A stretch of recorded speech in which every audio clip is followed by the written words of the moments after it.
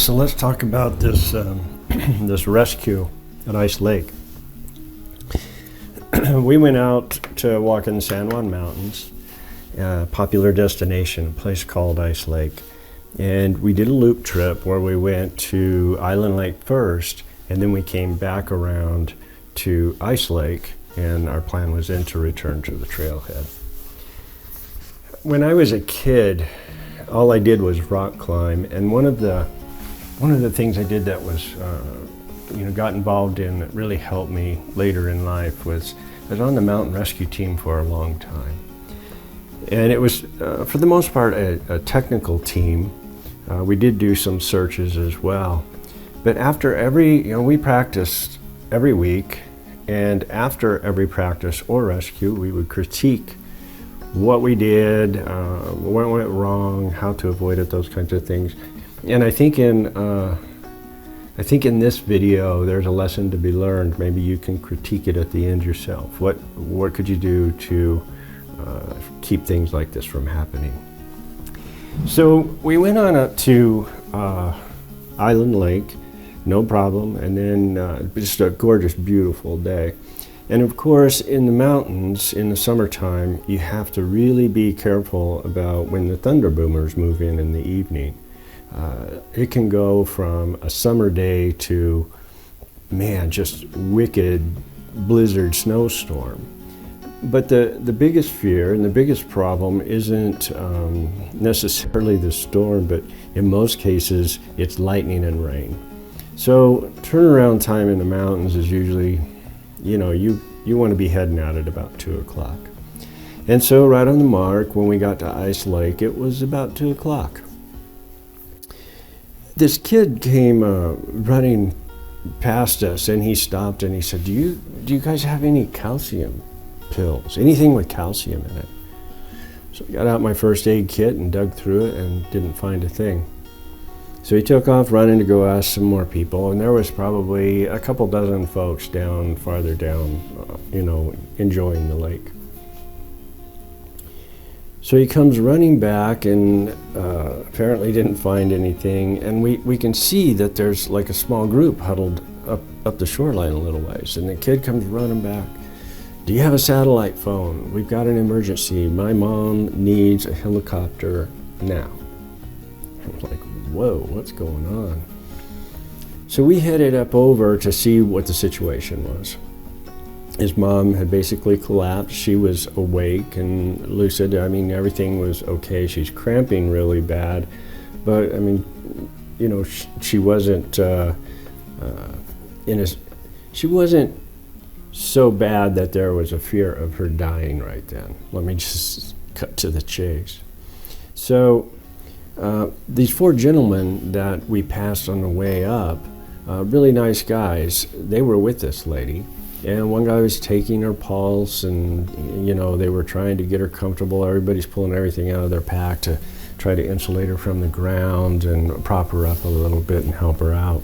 So we had recently picked up a new GPS. A friend of ours we walked with, it's not only a GPS, but it's also like a satellite phone, so to speak. You can text with it, and you text through the satellites. And of course, up in the mountains or down in the canyons in Utah, you have no cell service. And that was the case this day. So we thought, well, let's give it a try. It's called an Inreach, and I really enjoyed it. I've never used a GPS before. We got this last year. My wife's always used a GPS, but it was something that, all the gizmos. But I've grown to really like this guy. So we got out our Inreach, and we said, well, let's do it. And we pressed the SOS. Now, when you press an SOS, you want to make sure that it's really important, that somebody's in a real bad way. And we kind of felt that way about this lady. We weren't sure what was going on. She could not walk, and it's getting later. Just within the hour, we were going to be in the shade. The temperature was already dropping. There were some clouds on the way. It was getting colder by the minute. So we thought, let's do it. Now, never having done this before, we used to carry a spot device. We never had used the SOS. But I heard that the rangers complain from time to time that, they pressed the SOS. Well, what was the problem? They saw a rattlesnake. Just so you know, seeing a bear or seeing a rattlesnake, or you run out of chips or something. This is not an SOS. So anyway, we punched the SOS, and now we're going to see what happens. It only took a few minutes, and someone, I guess it's at the Inreach office or Garmin, someplace, contacted us and said, what's going on? What's wrong? We got an SOS from you.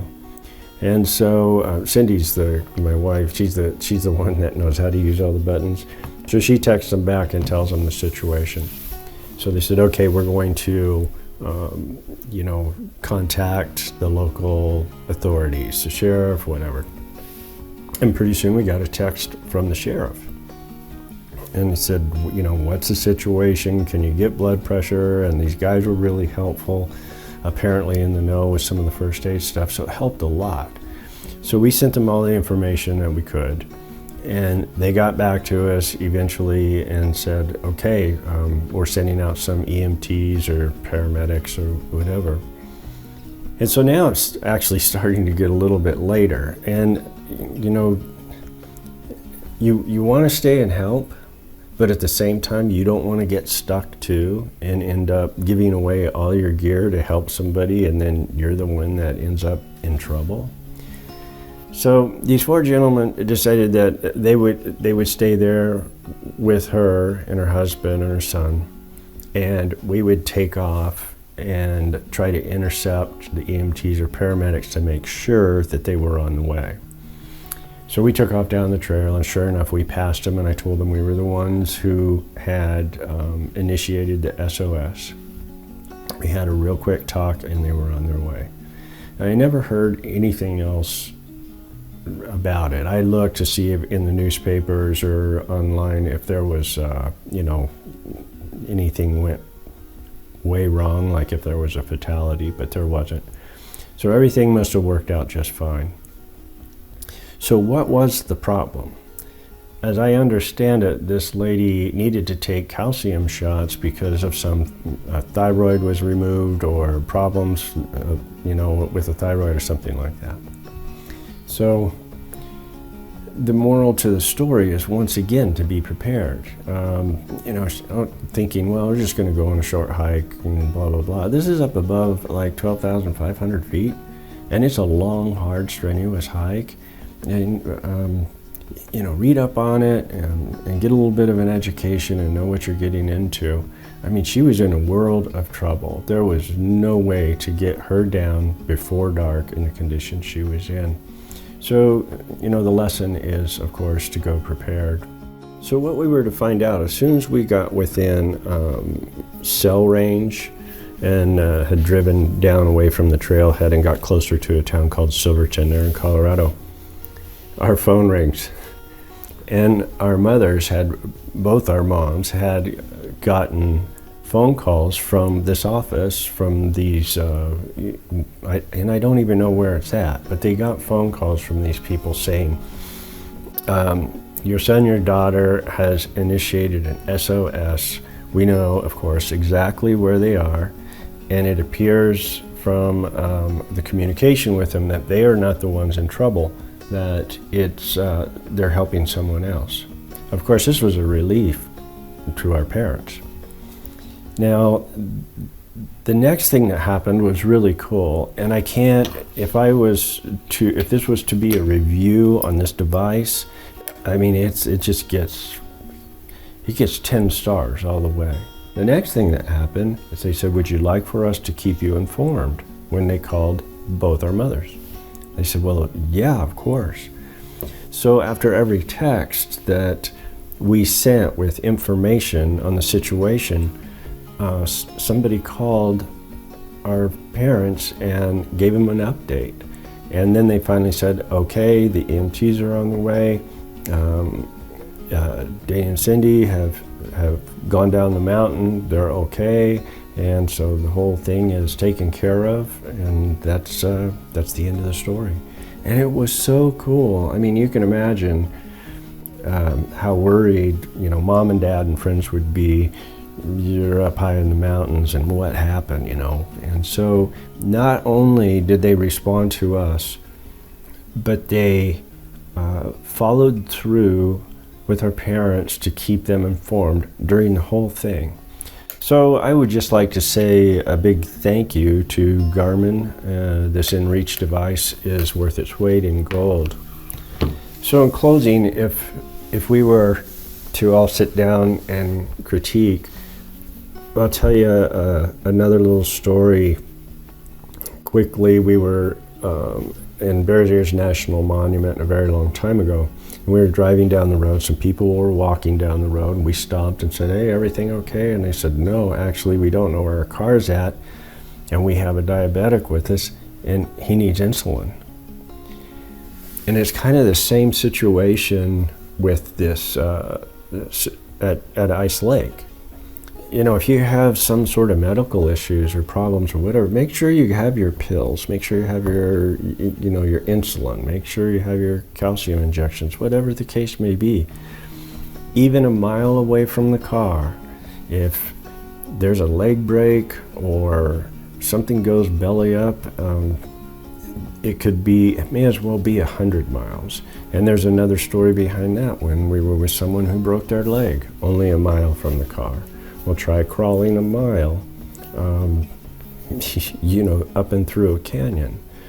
So it's always a good idea, and what we try to do is be prepared for an unexpected night out. And I think that when we go day hiking, if we kind of follow that rule of thumb, you'll be a lot better off. You're not going to spend the night without your insulin. You're not going to spend the night without your other medications that you may need. And you're not going to spend the night without maybe something to keep warm in, a little extra water, and maybe a little extra food. Yes, you'll be hungry. Yes, you'll be thirsty, but you'll survive. And I know that from experience. So thanks for watching. I really appreciate it. Until next time.